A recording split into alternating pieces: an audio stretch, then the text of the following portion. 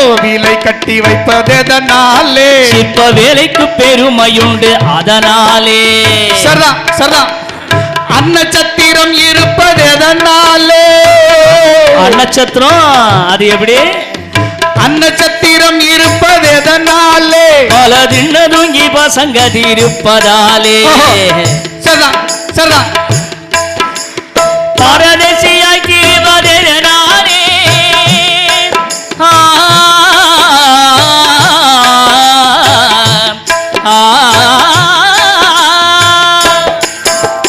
பரதேசியாக்கி இருப்பதெதனாலே அவன் 10 வீட்டு சோறு ருசி கண்டதாலே